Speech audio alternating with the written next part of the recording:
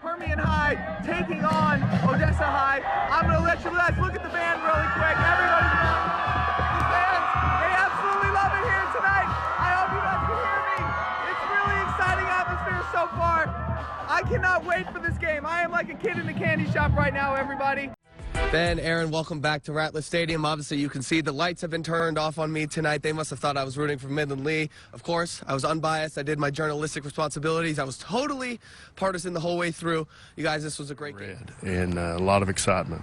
Real quick, Bruce, I got to ask you, who do you have winning this game? No, I'm just kidding. I know I can't ask you that.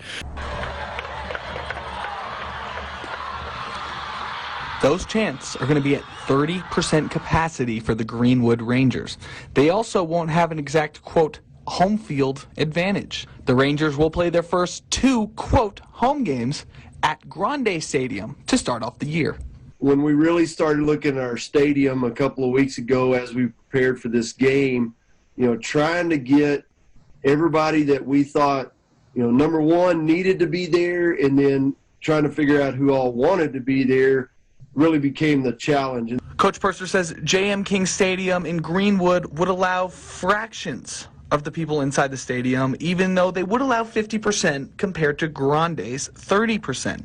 Grande sits over 20,000 people compared to just a few thousand people on their home turf. We felt like people would rather get to be able to come to the stadium and watch a game than not. This isn't the first Greenwood ISD athletic event of the year. The football team had a scrimmage, and the volleyball team has played home games. He says the enforcement of distancing and mask wearing has been an adjustment, but it's worth it for the Ranger athletes. My part is, hey, I can go watch a football game. I'm going to wear a mask. That'll let these 16, 17, 18-year-olds, whom this may be their last season, this may be their senior year, I want them to be able to compete. So if I've got to be a little bit uncomfortable for a couple of hours and wear a face covering, I'm going to do that for those young men and women. Now, Greenwood is asking those fans that are not going to be sitting with their family members to remain socially distant. There is going to be plenty of space with that 30% capacity. However, if you do choose to sit somebody not in your family, they ask that you wear a mask. Coach Purser is encouraging anybody who isn't just a Greenwood Ranger fan, but a fan of good football to come down here on Friday night. Of course, the 6A schools aren't playing, so maybe your school's team is not playing yet. I can attest, after being the Game of the Week reporter last year, both these teams are dang good, and they're both going to show up here just an hour from now on Friday night for a big battle. We've got the Cross brothers from Greenwood, been stars since last year. Now, I got to ask you guys both, what do you guys appreciate about each other's game? I know you play offense, I know you play defense, but obviously you guys are big fans of each other. I see you guys celebrating all the time together. Thank you. Again, a 45-21 win tonight for Midland Lee Rebels. An absolute great start to the first week of the season. Rebs are back, baby. Rebs are back. Now, the saying is defense travels. Let's see if Sterling City brought that unit after this hour drive. And I don't know if you guys can hear the music, but Eddie, the song is called We Ready. We are ready for some football this Friday night. 7-minute drive to start the third quarter. Now, I know my hardcore football fans are going to know what I'm talking about. It's not exactly the split V or the wing T that Roosevelt runs, but you know the saying, Coach Herman Boone, just like Novocaine, give it time. It always works. I know you guys had a few players missing the last time you guys played this team, and one of them specifically, Easton, reigning Big 2 Athlete of the Week, actually, might be again this week. Talk about how special he is.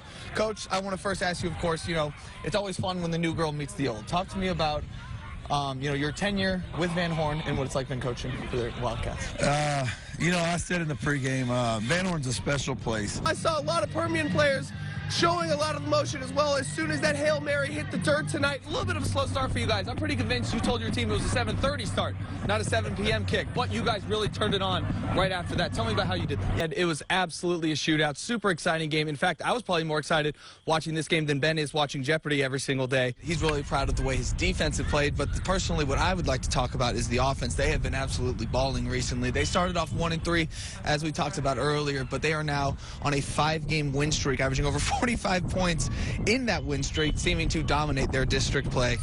Life or death. It's a simulator the Lee County Sheriff's Office is using to showcase the split-second decisions that officers have to make. Big 2's Jakeeichstaedt got to check it out today. Jake, what was it like? Katie, it was very stressful to say the least. The point of it was to get other people to experience how quickly these scenarios can get crazy for the deputies, especially in situations where every second could mean the loss of life. These guys, you know, you don't want them to be too afraid to do their job or be aggressive in their job, and that's a fine balance. And if you can provide them that real life realism and the real stress, then that benefits them. Lee County Sheriff Corey Hilton says every second is critical in these scenarios, and I found out firsthand. The 6 real-life simulations, ranging from a school shooting to a traffic stop, were stressful, to say the least. Some required lethal force, some worked with de-escalation tactics.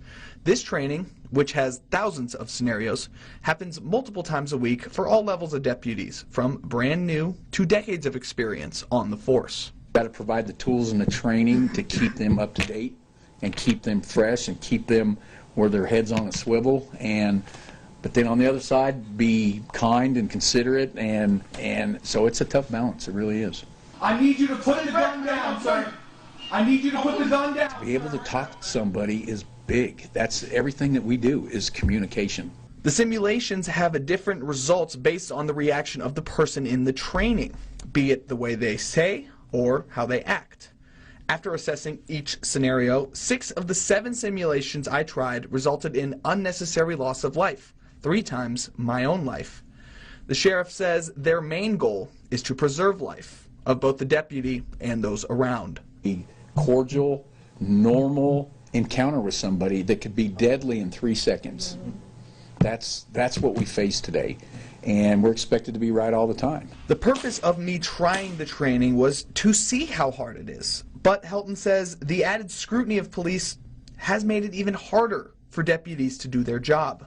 It's tough nowadays for the law enforcement and deputies, and they see it every day. He says with things like this training and other advancements, it can hopefully make it a little easier. That's the beauty of technology. You know, 25 years ago, as a young patrolman, we didn't have ASP, we didn't have OC, so we've come a long way.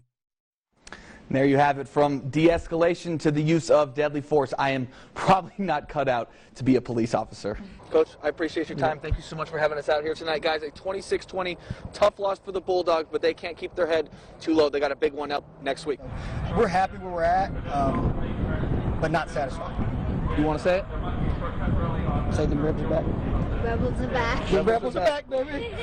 Coach, welcome back to Friday Night Football. Thanks again for taking us. Ben, Aaron, back to you.